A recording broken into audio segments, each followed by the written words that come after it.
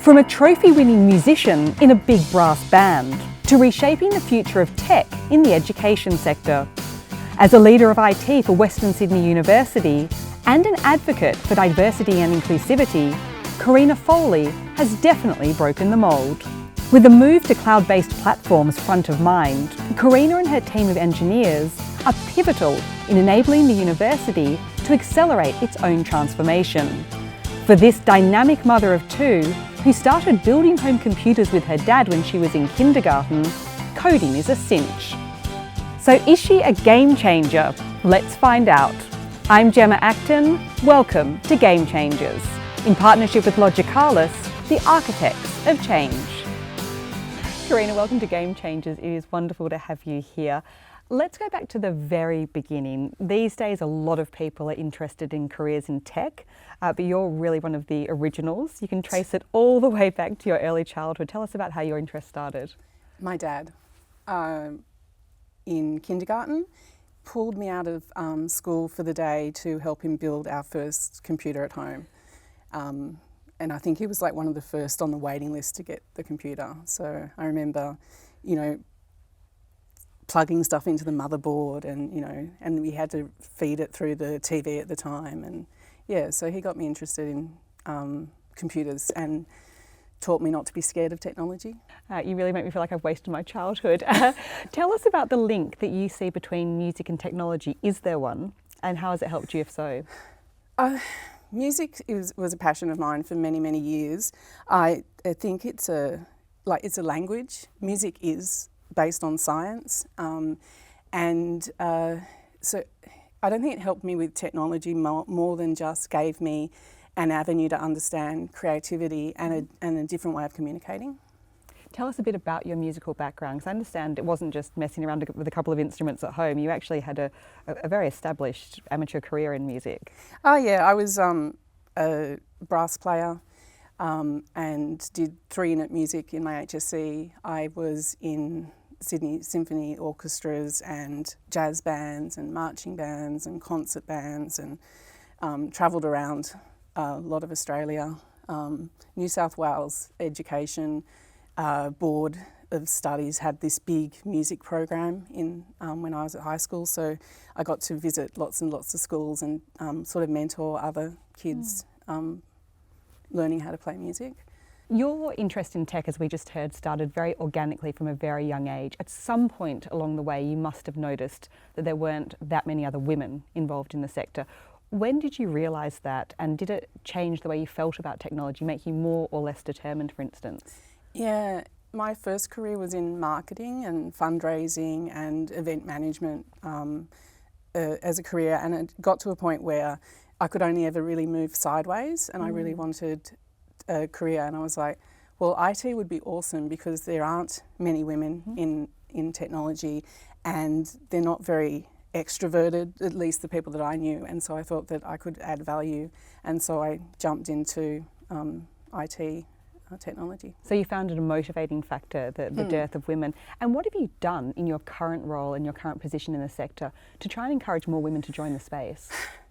It's really, really difficult. So I work in software development and applications, and I have not been able to hire a female into my team in almost a decade. I've worked with HR to write copy, job advertisements that should attract women, and the education sector is really a good place for women, and it's very difficult. How do you think you can work with employers to try and bring women on board?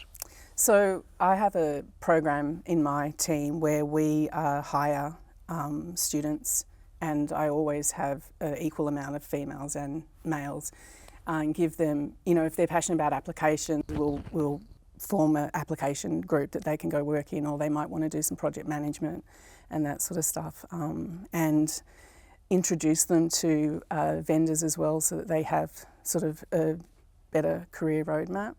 I have one woman in my team now. Karina, tell us about your current role at Western Sydney University and your team. Lead a team of software application developers. We develop and support bespoke applications for the university. about over 100 different applications, from content management systems, event management systems, digital signage displays and that sort of stuff. And we run projects as well, so resource projects. We like to offer like monitoring as a service to the university.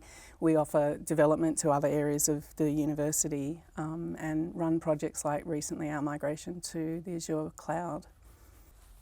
It's a real testament to your leadership that you've held on to the same team for 9 years, particularly when they weren't your hires in the first place. What do you think has worked about your leadership style? I think it's being people-centric, always looking after my team. Tell us about how you think about risk.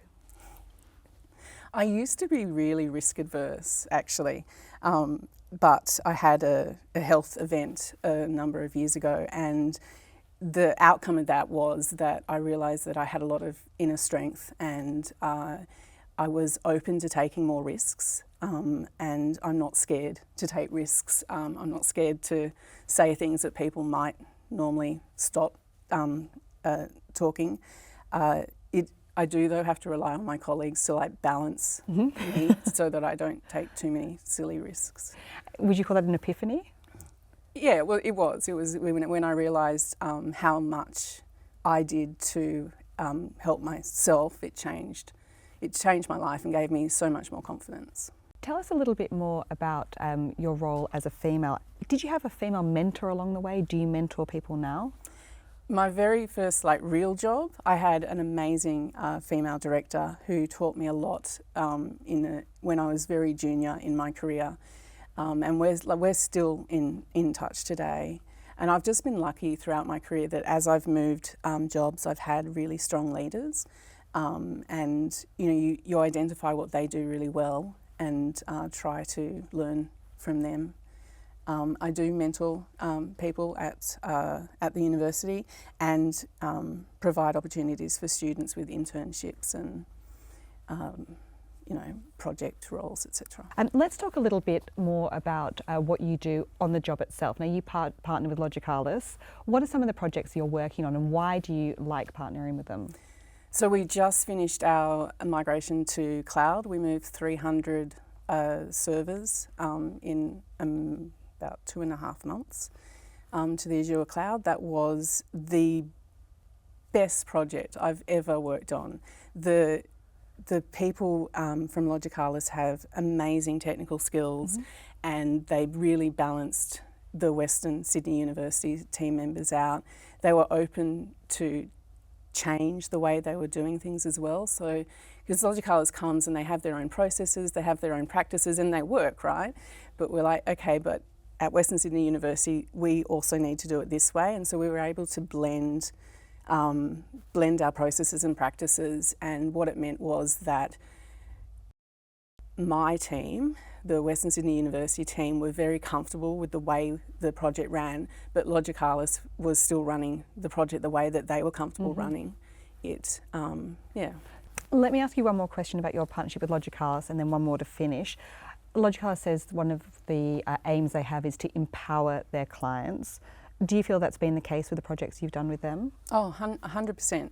I have a really, really, really great relationship with all of the people I've met at Logicalis, and they show how much they value and respect all of the skills that come from staff members at Western Sydney University. And when we have had challenges, all projects have challenges, they've been there as much as emotional support for us as technical support. And when you have other vendors in the room and they can't solve technical problems, but someone at Logicalis steps in and solves it like magic, it's a good outcome. Karina, I love the idea of you being a risk taker and pushing the envelope. What's next for you? Where would you like to see your career going? What would you like to see for Western Sydney University, for where you can drive women in the IT sector? I was thinking about this question actually, and for me it's more important for me to see success of my team.